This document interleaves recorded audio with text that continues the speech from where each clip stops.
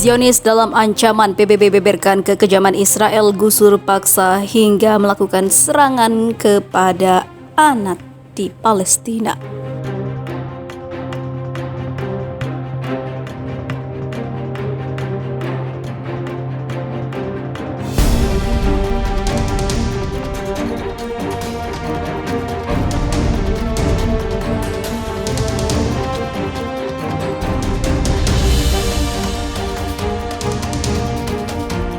Perserikatan Bangsa-Bangsa atau PBB akhirnya mengeluarkan laporan terkait kekejaman Israel terhadap Palestina akhir-akhir ini. Laporan terkait konflik Israel dan Palestina itu dirilis oleh Kantor Perserikatan Bangsa-Bangsa untuk Koordinasi Urusan Kemanusiaan alias OCHA. Menurut PBB, otoritas Israel telah menguasai dan meratakan 26 bangunan milik warga Palestina di area C dari tepi barat dan Yerusalem Timur sejak Selasa 2 Maret 2021 hingga Senin 15 Maret 2021. Dikutip pikiranrakyat.com dari Middle East Monitor, penghancuran properti oleh Israel menyebabkan 42 warga Palestina menjadi tunawisma. 24 orang diantaranya merupakan anak-anak Palestina. Berdasarkan laporan perlindungan sipil OCHA tersebut, 17 bangunan yang dihancurkan oleh Israel beserta isinya terletak di area C, wilayah yang dikendalikan secara penuh oleh militer Israel. OCHA mengonfirmasi 2 bangunan yang dihancurkan Israel di desa Ein Sibli, Nablus, menyebabkan 17 warga Palestina menjadi tunawisma. Kedua bangunan itu diratakan oleh otoritas Israel yang berpegang pada instruksi militer 1979. Lewat aturan itu, bangunan yang mendapat perintah penggusuran wajib dihancurkan dalam waktu kurang dari 96 jam alias 4 hari. Di Hebron dan Bethlehem, ada 4 rumah yang digusur paksa Israel. Warga Palestina kemudian membangun tenda pengungsian sebagai tempat bernaung sementara. Sementara, 20 warga Palestina terdampak oleh penghancuran toko-toko sayuran di dekat kota Kalkia oleh Israel. Di STI, Jericho, 16 warga Palestina terkena imbas penghancuran 2 rumah tak berpenghuni dan penyitaan kontainer besi oleh Israel. Kekejaman ternyata tak hanya dilakukan oleh pemerintah Israel, penduduk Israel juga berulah dengan menyerang warga Palestina. 6 warga Palestina terluka dalam sebuah serangan pemukiman Israel di Hebron. 4 diantaranya diserang secara fisik di 3 insiden berbeda. Para pemukiman Israel pun merusak berbagai properti milik warga Palestina, mulai dari kendaraan hingga pohon. 2 anak laki-laki Palestina harus menjadi korban.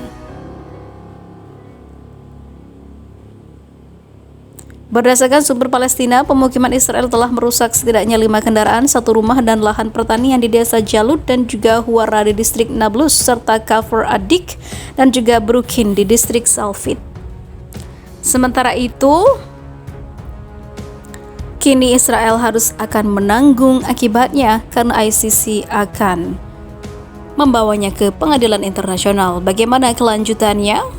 Di sisi lain, Partai Islam secara mengejutkan raih kursi di pemilu Israel. Pertanda apakah ini?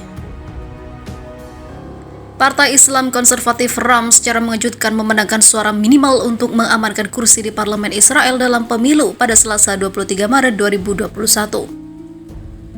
Hasil penghitungan 90% suara menunjukkan RAM memenangkan dukungan yang cukup untuk mengamankan 5 kursi di Knesset Israel yang beranggotakan 120 orang.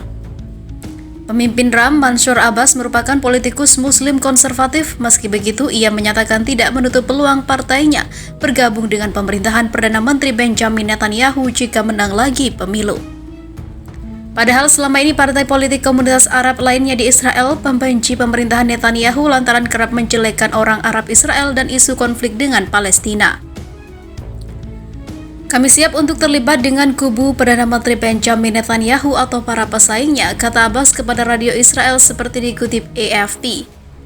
Abbas menekankan bahwa saya tidak bertumpu pada kubu manapun. Selama ini, Abbas dan partainya memang kerap berselisih dengan politikus dan partai Arab Israel lainnya, termasuk yang berhaluan komunis. Pada pemilu tahun lalu, RAM bergabung dengan koalisi Arab Joint List, namun aliansi itu retak awal tahun ini di tengah perpecahan ideologis antara Abbas dan juga mantan mitranya.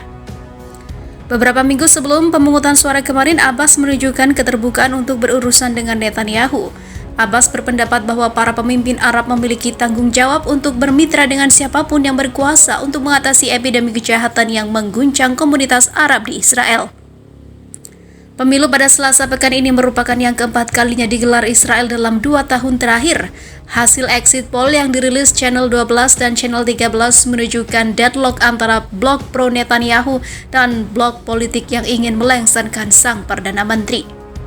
Koalisi sayap kanan Netanyahu yang terdiri dari partainya Likud, Sas United Torah Judaism, dan partai ekstrim kanan religius Zionis diprediksi akan memenangkan 52 dari 120 kursi Knesset. Sementara itu, blok politik yang ingin mengakhiri cengkraman kekuasaan Netanyahu diprediksi akan meraih 56 kursi Knesset. Demi memenangkan suara mayoritas, Netanyahu dan koalisi harus mengamankan minimal 61 suara. Angka itu menjadikan Netanyahu perlu menggandeng sejumlah partai yang berpeluang mau bergabung dengan koalisinya. Sejauh ini, analis lembaga penyiaran negara Kan memprediksi Netanyahu harus mendekati partai Naftali Bennett yang memiliki 7 kursi sekaligus RAM. Meski memenangkan suara mayoritas, koalisi Netanyahu masih akan menghadapi tantangan untuk membentuk pemerintahan. Di sisi lain, ribuan orang Israel penuhi jalanan serukan penggulingan Benjamin Netanyahu. Warga Zionis dalam kerusuhan. Ribuan orang Israel penuhi jalanan ajukan protes di luar kediaman resmi Perdana Menteri Benjamin Netanyahu. Para demonstran menyerukan penggulingan Benjamin Netanyahu menjelang pemilihan parlemen pada Selasa 23 Maret 2021.